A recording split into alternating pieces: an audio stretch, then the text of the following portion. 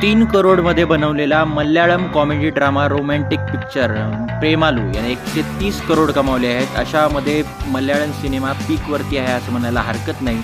प्रेमालूची जी कथा आहे ती सचिन नावाच्या एका मुलाची आहे, जो त्याच्या करिअरसाठी हैदराबादमध्ये आपल्या मित्रांसोबत राहू लागतो.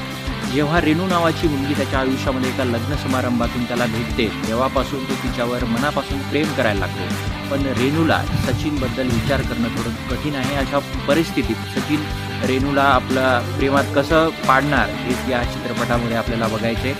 रोमॅन्टिक कॉमेडी ड्रामा हा प्रकार आहे.